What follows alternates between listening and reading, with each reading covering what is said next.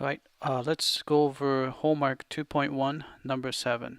So we want to find the derivative of this function g of s using the definition.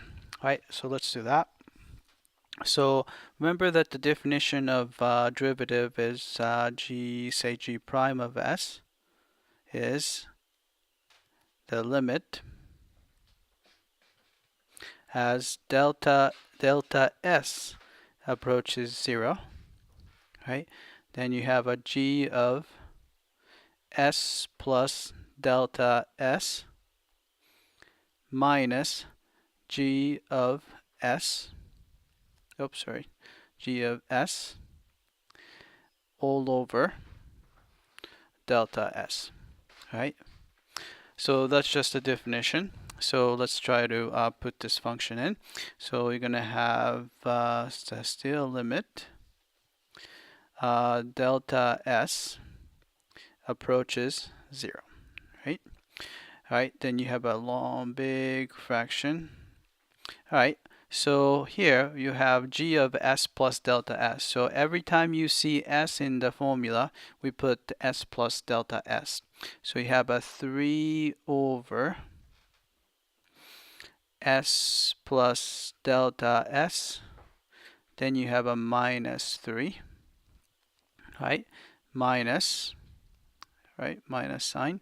G of s is just the original function, so 3 over s minus 3, right?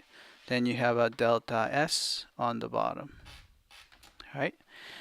Right, so we need to put these two fractions together. So we're going to find the common denominator. And the easiest way to find the common denominator is to just multiply the denominators together.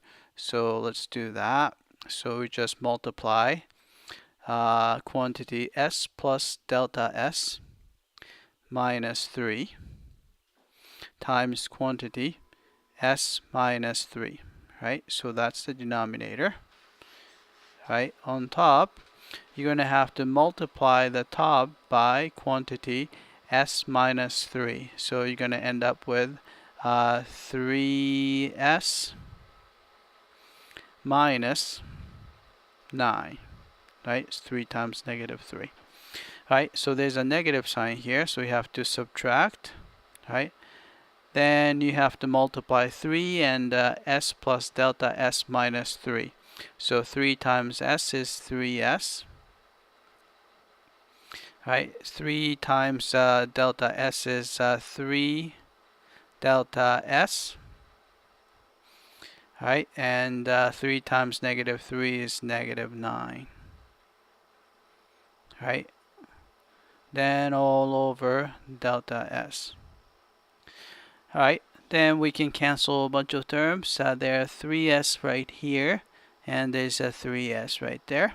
Right, negative 9 minus negative 9. Right, so we have that. Then on the very top, you have only one term, 3 delta s. But you are dividing by delta s, so you can cancel delta s and the delta s here. So you end up with limit and clean everything up. Delta s approaches 0. Alright, then very on top you have a negative 3 left over, and over quantity s plus delta s minus 3 times quantity s minus 3. Alright, then we can just plug in 0. So in this case, delta s goes to 0. So this guy, delta s, basically disappears. Right, so the numerator is negative 3. So that's there.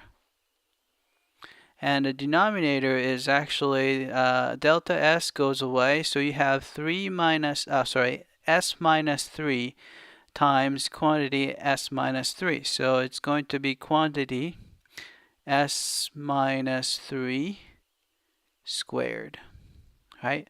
So that's the derivative of g of s, so g prime of s. So it's a negative 3 over quantity s minus 3 squared. All right, that's it. I hope that this was clear.